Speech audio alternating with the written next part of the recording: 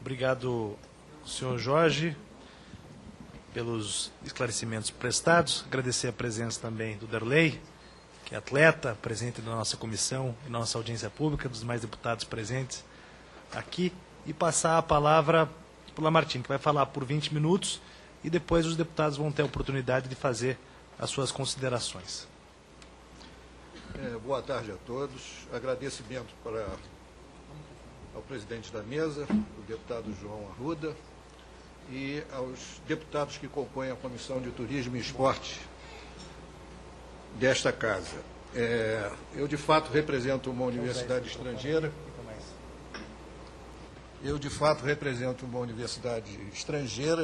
É a Universidade de East London, que trabalha com o tipo de informações que nós assistimos aqui. Eu pretendo dar mais informações a respeito, juntamente com a USP, a Universidade de São Paulo, e a Universidade Gama Filho do Rio de Janeiro.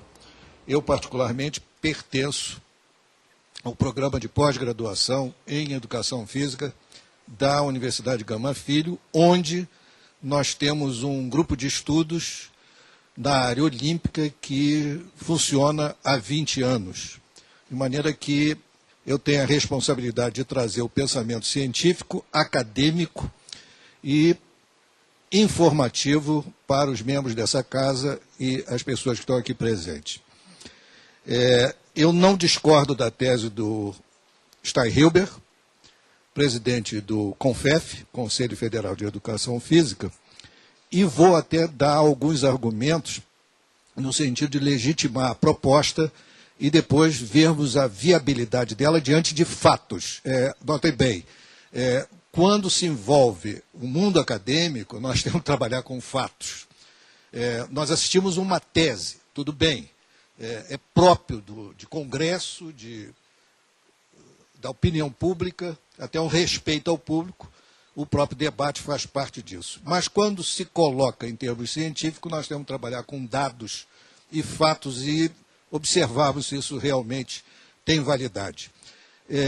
Eu gostaria de dizer que tem uma validade que acaba envolvendo os poderes nacionais. Eu trouxe apenas 2 slides que eu vou mostrar a vocês de estudos que foram feitos recentemente no exterior, que envolvem os poderes que estão envolvidos nessa questão dos Jogos Olímpicos, porque nós assistimos aqui uma discussão sobre indicadores. Indicadores vêm de política desportiva.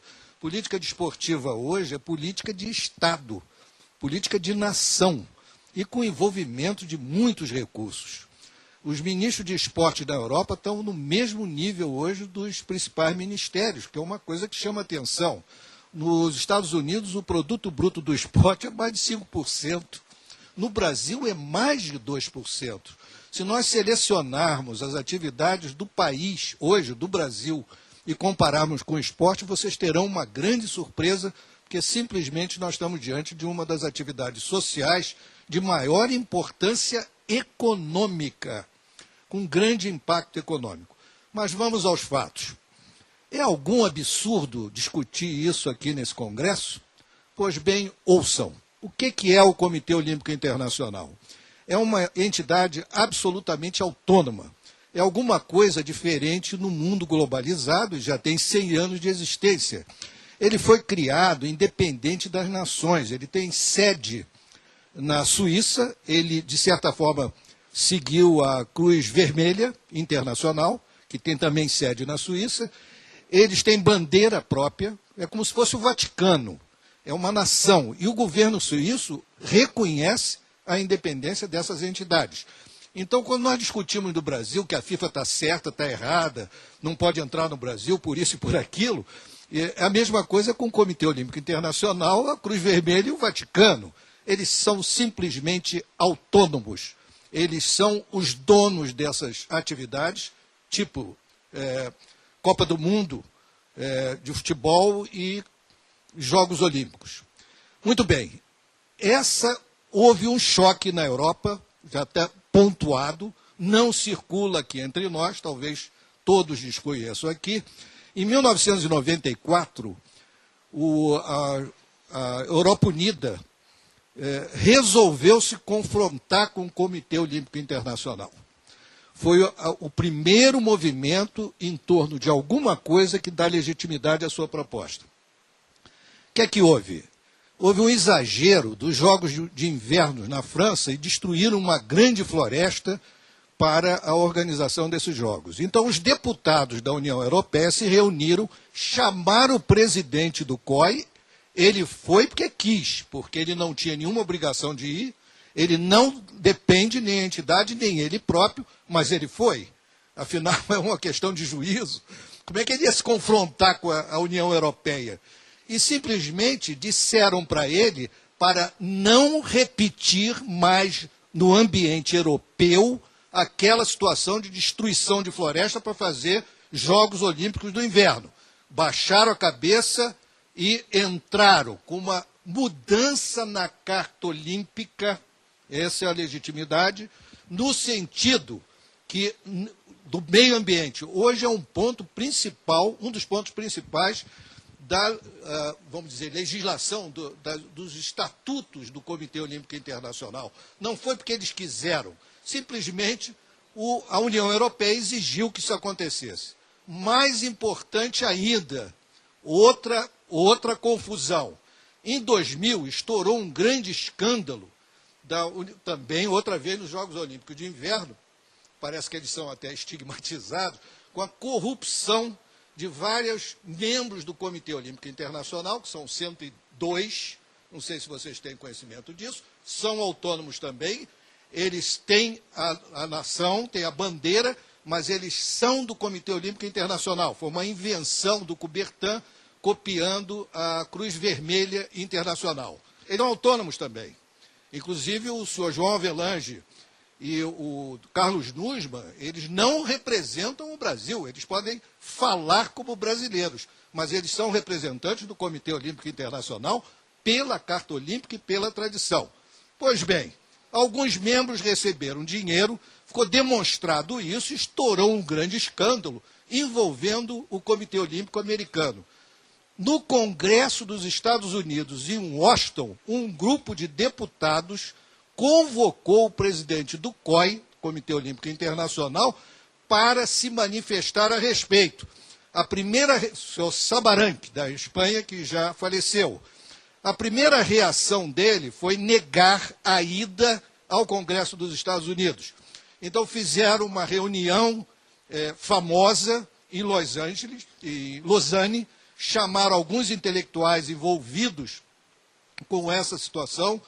A pessoa que está aqui no momento foi uma delas, e a pergunta é a seguinte: comparece o senhor Samaranch comparece ao Congresso dos Estados Unidos? Sim ou não? Porque se for sim, vai abrir um precedente, daqui a pouco algum governo africano ou da América Latina cisma e convoca também e vai criar-se uma balbúrdia. Além do mais, essa independência que eles têm é que segurou a tradição de 100 anos. A resposta dos intelectuais, digamos assim, foi não dá em condições dos Estados Unidos de negar isso, porque havia pessoas, cidadãos dos Estados Unidos, envolvidos com essa situação. E, de fato, a Câmara se reuniu, ele fez o depoimento dele, foi chamado a atenção em público, voltou para Los Angeles, foi quando houve uma grande limpeza. Eu acho que foram 20 membros que foram afastados do Comitê Olímpico Internacional e uma série de procedimentos foram assumidos desde então. Se algum acadêmico pergunta, mas como é que eles podem mexer numa Carta Olímpica para defender meio ambiente ou contra a corrupção? Diante da pressão, eles inventaram uma situação. É outra pressão que pode ser criada com a questão das medalhas. Vou dar outra legitimidade que a opinião pública não percebe. Todos estão vendo na televisão os acontecimentos da Inglaterra. Se preparem, porque eles quebraram tudo que é norma tradicional de Jogos Olímpicos. Não é visível para as pessoas, o cidadão comum, o que aconteceu. Eles só faltaram rasgar a Carta Olímpica. Não é nada daquilo que nós vimos na cerimônia de abertura. Aquilo é uma invenção que está todo mundo perplexo até agora, sem saber o que fazer. Digo, aqueles que são responsáveis pelo movimento olímpico e aqueles que estudam o movimento olímpico. Eu não vou entrar em detalhes, mas essa guerra na Inglaterra começou antes, que o governo resolveu assumir a responsabilidade de tudo. Eles criaram a ODA, que é uma agência especial do governo que tomou conta de tudo. É como se aqui no Brasil criasse, e tem aqui algo semelhante, mas só cuida do dinheiro, o fornecimento dos recursos financeiros do governo federal e na prefeitura e a Autoridade Pública Olímpica, que é o nome que deram aqui no Brasil. Essa autoridade aqui serve apenas para manejar contratos e recursos. Na Inglaterra, eles assumiram o poder. E eu vou mostrar a vocês a razão do que isso aconteceu. Tudo isso que eu estou dizendo existem poderes que podem realmente influenciar dentro da tradição olímpica e que podem mudar esses comportamentos, que podem ameaçar uma cultura, pode ameaçar uma situação interna. Por exemplo, se o Comitê Olímpico Internacional considerasse ambush marketing, eu não sei se os presentes entendem o que é isso, mas é proibido, em Londres é proibido, no Brasil é proibido, qualquer manifestação de propaganda que não tenha um vínculo oficializado, pago com o Comitê Olímpico Internacional, quando é patrocinador internacional, e com o Comitê Olímpico, o LOCOG, né? A Organização dos Jogos de Londres. Isso também é pago, e então eles ficam policiando a existência de mensagens que não sejam necessariamente vinculados a esses patrocinadores. Simplesmente, se for considerado ambush marketing dos Estados Unidos ou da China, o uso da propaganda para essas medalhas, vai se criar um grande caso. Não é igual ao do meio ambiente, não é igual da corrupção, mas alguma coisa pode ser inventada dentro do Brasil para mudar essas circunstâncias que ofendem a cultura nacional. Isto posto, eu gostaria de dizer algumas coisas mais técnicas. Se há legitimidade, a gente precisa examinar se a proposta está certa ou não. Ocorre que são vários indicadores, e nós entramos numa onda de indicações. Na semana passada, foi feito um levantamento desses novos estudos sobre indicadores, que incluem as medalhas. Eu fiquei surpreso. Foram os nossos alunos que levantaram. Encontraram mais de 100 estudos. Então passou a ser moda. Passou a ser moda porque tornou-se business. Os Jogos Olímpicos é negócio, é a projeção do país. A Inglaterra está se projetando como país para vender a si própria. E eles estão absolutamente corretos que os outros fizeram a mesma coisa. Os Jogos Olímpicos hoje não é só esporte, é política internacional, é globalização, e chegou a oportunidade do Brasil. Então, nós precisamos entender que Jogos Olímpicos podem ter vários indicadores. Nós acreditamos que existem atualmente mais de 40. Então, são várias medidas que podem ser feitas, mas isso é coisa, tecnicalidade, né? São técnicas que nós podemos usar para observar algumas coisas. Mas, provavelmente, eu estou convencido que as medalhas talvez sejam o centro de todos esses indicadores, e certamente por causa da mídia. A mídia não está interessada em fazer, por exemplo, correlação do produto bruto do país com as medalhas. Existem estudos a esse respeito. Mas isso não tem um atrativo para as pessoas. Então eles abandonam, a mídia abandona. Os estudiosos não, eles continuam lá com os 40 ou mais indicadores. Bom, algumas contribuições que eu quero dar a vocês agora, dessa legitimidade e praticabilidade que pode ter essa proposta, senão nós estaríamos reunidos aqui no sentido apenas de uma exaltação de uma ideia. É preciso encontrar alguma consequência disso, desse esforço. E eu acho que é muito bem apropriado que o Brasil precisa pensar no estilo próprio dos Jogos Olímpicos. Os ingleses começaram alguma coisa, eu não chamaria revolucionário, pode assustar, pode derrubar um movimento que tem mais de 100 anos e deu certo. Tem o seu lado positivo. Eles conseguiram ser vencedores, por exemplo, e talvez é o exemplo maior, na Guerra Fria. Foi uma das instituições que segurou a situação. Eles, inclusive, eram contactos. O seu Sabaran, que apareceu assim, que era embaixador na União Soviética antiga, e ele fazia contatos do interesse do Ocidente. O esporte passou a ser a via de contato e teve muito sucesso com isso. Houve alguns desentendimentos, boicotes, etc., mas, no geral, o saldo foi muito positivo. Então, destruir o Comitê Olímpico Internacional em movimento não faz sentido. Mas faz sentido nós buscarmos uma identidade própria do Brasil, que essa ideia pode ser inicial. Então, eu gostaria de dar uma ideia do contexto de relações onde ocorre essa circulação de informações para saber se realmente vale a pena para o Brasil se envolver em buscar uma identidade própria, como os ingleses fizeram. Para o bem ou para o mal, eles fizeram alguma coisa diferente. Eles colocaram na mão do governo os Jogos Olímpicos, coisa que não houve até hoje. Nunca houve. Eles fizeram isso. O Brasil ainda não teve coragem de fazer. Não existe isso no Brasil. O governo no Brasil, ele só paga, ele não intervém. Ele está modificando o que houve lá na Inglaterra. Não sei se é válido ou não, mas vamos examinar o jogo disso num contexto. Pode passar o... eu acho que isso, tem que apagar. Muito bem. Vamos ao primeiro slide. Eu não sei se vocês estão enxergando, esse slide aqui não é brasileiro. Ele foi produzido no exterior e é muito conhecido na Inglaterra, por exemplo. E os economistas gostam muito desse quadro. Esse quadro dá uma visão do século XXI, quem dá as ordens, quem manda, quais são as grandes economias e para onde está indo o mundo.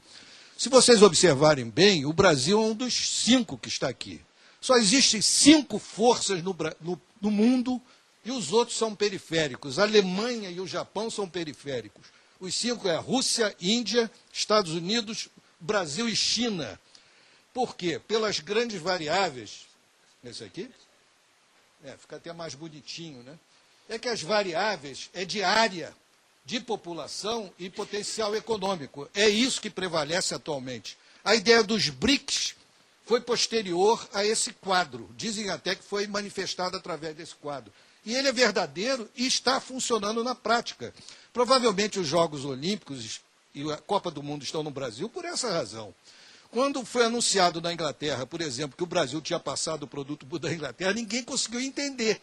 Mas os economistas entenderam plenamente, porque eles sabem que estou dando um exemplo em inglês, não tem a população, não tem a área e não tem agora o poder econômico do Brasil. Então ele tem que ir para a periferia. A Europa praticamente inteira está na periferia.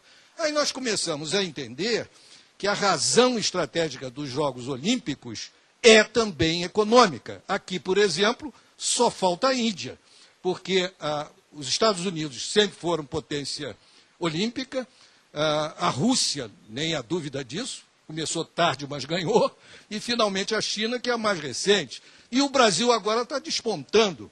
Então, há uma questão de escolha entre nós, para nós sabermos se é viável ou não. Por esse quadro do valor econômico, que inclui os mega-eventos esportivos, é plenamente hábil que a gente tenha uma voz superior. Alguns podem até usar esse quadro aqui no sentido de legitimar o uso de recursos públicos do Brasil para nós estarmos de acordo com o grau de poder internacional que nós temos. Na Índia tem o mesmo movimento. Inclusive, eles se manifestaram para organizar os Jogos Olímpicos de 1916, 24, né? E o governo não aceitou. O governo achou que estavam exagerando já. Mas já existe um movimento na China que se aproxima muito desse potencial que existe desses grandes países. Muito bem, vamos passar então para um poder mais ligado às relações do esporte. Isso foi feito no estudo da Universidade de East London, que eu poderei fornecer àqueles que se interessarem. Estamos à disposição dessas informações e de outros. Ocorre o seguinte, não é querer apenas. Por exemplo, anunciaram que o Brasil seria potência olímpica. Isso é ridículo. Eu não sei de onde que saiu isso. Só se for comparar com o potencial econômico como nós mostramos, porque nós não temos resultados de potência olímpica, até pelo contrário. Nós estamos muito atrasados por qualquer critério. Mais uma vez, não estou discutindo da validade do Brasil se envolver com essas circunstâncias de dar prioridade aos esportes. Eu não sei se os presentes sabem, provavelmente o Zé Cruz sabe, a Inglaterra está despontando com essas medalhas agora, mas lá houve um grande debate no tempo da Margaret Thatcher para sair dessa história de Jogos Olímpicos, que aquilo era uma sangria nos recursos do país. E eles saíram. A mesma coisa aconteceu com o Japão. Eles também saíram. Depois voltaram. Isso é uma grande lição para nós. Em 96, a Inglaterra chegou à conclusão que não valia a pena ter saído dos Jogos Olímpicos. Aí passaram a despender dinheiro, recursos e projetos, uma situação que continua até hoje. E acho que eles não estão arrependidos. A mesma coisa ocorreu com o Japão, por outras razões, não era da Margaret Thatcher, era outras circunstâncias, mas eles estavam na dúvida se eles poderiam se envolver com uma situação dessa. Porque, pelo aquele quadro dos poderes, os países que são potencialmente para carregar as medalhas, com qualquer critério, são aqueles mais populosos. E isso é científico. 2% da população de qualquer país é potencialmente um superatleta. Nós temos 4 milhões de pessoas no Brasil atualmente com essa disponibilidade. Eles estão nas ruas, podem estar aqui nesse lugar, estão dentro do avião que nós pegamos, estão dentro de uma favela, nós não sabemos onde eles estão. Esses grandes países, portanto, quando a China aflorou, ela aflorou forte, porque tem 1 bilhão e 200 mil pessoas, 200 milhões de pessoas. Não há como concorrer isso. Se nós calcularmos 2%, o potencial deles é imenso. Eles vão continuar ganhando as medalhas de ouro e tudo mais. A diferença atual já não há mais essa. Esse é um dos indicadores. A população é o aproveitamento da população. Essa é a discussão. E a tendência atual, talvez vocês não estejam percebendo, mas apenas os profissionais, já houve uma mudança nos Jogos Olímpicos de Londres, que nós podemos anunciar aquele para o pessoal que estuda e acompanha a situação. É a fase laboratorial. Todos correram para laboratório. O caso agora já não é mais o pessoal dos BRICS, nem os Estados Unidos, nem a extensão territorial, produto bruto, econômico bruto, né? População, não é mais isso. Não é mais isso, é o laboratório. Coreia do Sul tem 24 milhões de habitantes. Eles estão disputando com os grandes. É tudo laboratório. E assumido. Vocês podem pegar do Google aí, coloque Coreia do Sul, esporte, top sport, que vocês vão ficar impressionados o que torna disso. É outra discussão. Será que vale a pena o Brasil se envolver nessa situação? Eu diria que sim. Nós temos 42 laboratórios no Brasil. E esses estudos, essa manobra, tem algum risco, principalmente aqueles que mexem com genes, mas eles têm uma produção que transforma em tecnologia e vantagens para o país. É uma coisa a estudar, porque essa onda não para mais. Não para mais. Até no Brasil já sonhamos para fazer alguma coisa semelhante, mas é uma coisa que precisa ser lembrada. Mas vamos aos poderes para acabar. Num minuto. Nós vimos ali no quadro, que já foi apagado, o seguinte: a mídia transformou-se num dos poderes centrais. Antes era só o Comitê Olímpico Internacional, depois entraram os governos, que isso é uma sequência. E agora a mídia, e com um fenômeno em todos os países, inclusive no Brasil, que se associaram aos grandes patrocinadores. Então, os poderes estão estipulados. A mídia vai mexer com os governos? Não, não pode, porque precisa do espetáculo ser organizado. Não interessa se é o Comitê Olímpico Internacional ou o governo. Então, eles não atacam nenhum nem outro. Eles ficam com os dois, porque eles são os portadores do poder econômico. Muito bem. Então, nós temos aí um problema que é o conhecimento, como eu falei a respeito dos laboratórios, está aqui a parte das universidades, estão chamando de quarto poder. Esse quarto poder agora foi catapultado pela Coreia do Sul e a China, que é tudo laboratório. Nós não sabemos bem quais são as consequências disso, do ponto de vista humano e do ponto de vista do padrão moral. Mas eu gostaria de propor ao professor Steinhilber, de Educação Física, o seguinte: esse padrão moral, que começa nas medalhas e que pode ser sancionado por esta casa, ele realmente é importante não somente pelas medalhas e outros indicadores, porque os indicadores uma hora vão dizer que é favorável, outra hora vai dizer que é desfavorável, mas existem problemas aí mais sérios com relação à cultura e educação que nós temos que considerar. Só essa discussão aqui é ótima. E, para terminar, eu gostaria de dizer que essa discussão pode ser transformada num pré-lançamento do ciclo olímpico. O ciclo olímpico começa no domingo com o prefeito do Rio de Janeiro recebendo o diploma do Rio de Janeiro, domingo agora. Vocês vão ver na televisão, nós entramos nessa discussão. De alguma forma, essa discussão, nós temos a experiência de outros países e muitos registros que nós podemos ter oportunidades também, como momentos que temos aqui, e talvez o Congresso seja uma grande alavanca disso, porque qual é o poder? A mídia não tem interesse nisso. O governo tem seus próprios movimentos. E por que não o Congresso? É uma coisa interessante. É a cobrança, sim. Existem coisas aí que precisam ser cobradas, inclusive de padrão moral. Aí cabe essa discussão que nós estamos vendo, e por conta nossa aqui, pelo menos minha, é a minha proposta, e a minha tese é um pré-lançamento do ciclo olímpico brasileiro.